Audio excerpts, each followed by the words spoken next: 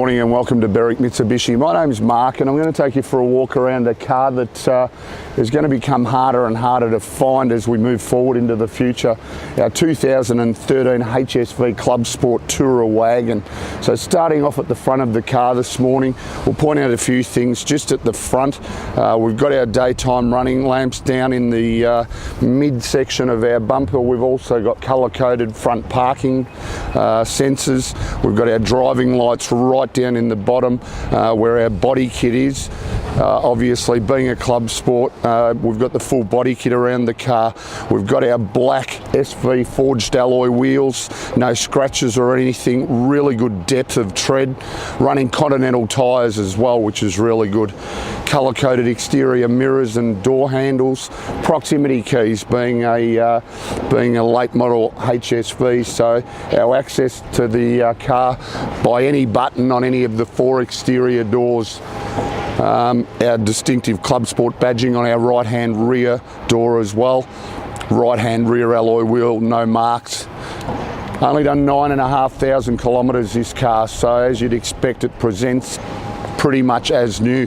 And as we move around to the rear of the car, a few things to highlight here. Obviously, we've got our dual tipped exhaust, performance exhaust, of course, all of our chrome badging running through the tailgate, also colour-coded reverse sensors and reverse camera, which we'll touch on a little bit later.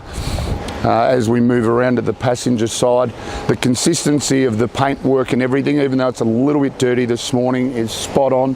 Once again, not a scratch or a mark on either of the alloy wheels. So everything about the way the car presents from an exterior point of view is pretty much as new. And as we continue filming this video, you'll see the value and the quality of how this car presents. So back around at the front of the car now, we'll have a little bit of a chat about the power plant, and that's what you'd call it in the Clubsport.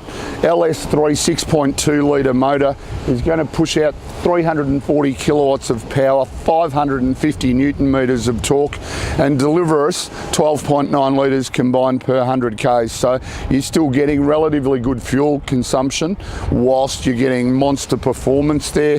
They all have individual build numbers, and this was build number 36 of the limited run of them when it was first produced.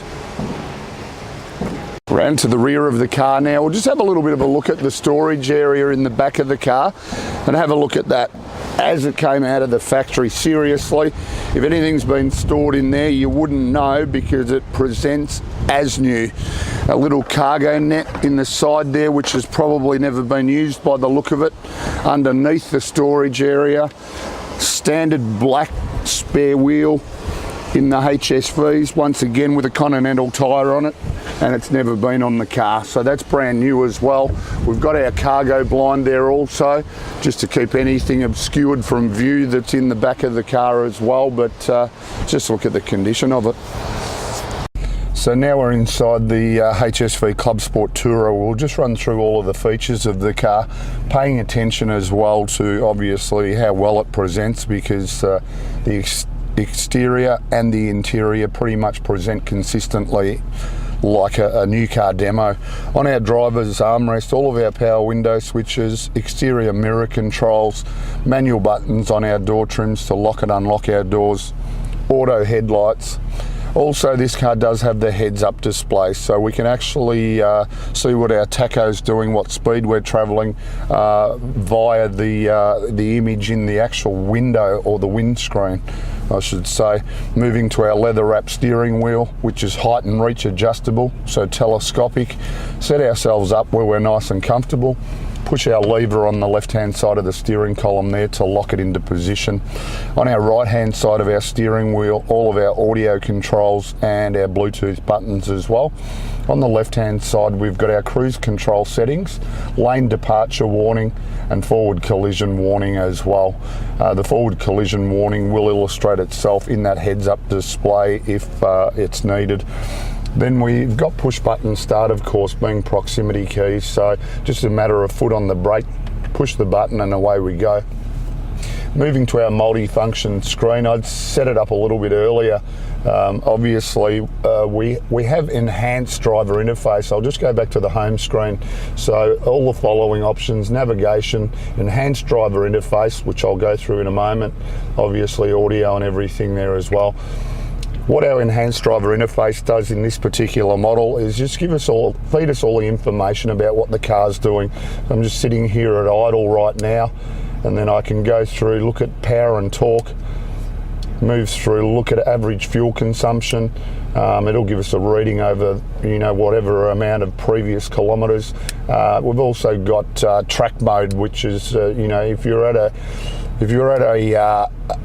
Calder Raceway or Sandown Park doing some track work, you can measure your performance in the car. G-force, dynamics, pretty much everything there.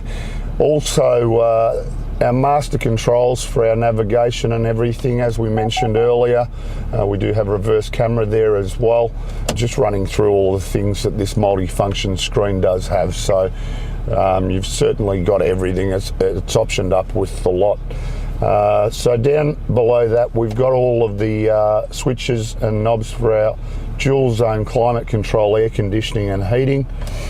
Our two large gauges here that measure our oil pressure and battery charge rate, distinctive R8 plaque there, and then of course our T-bar auto. We can drive it as a normal automatic or bring it across into performance mode on our left, which enables us to just run through the gears manually, and it's quite a good option to do in a performance car like this.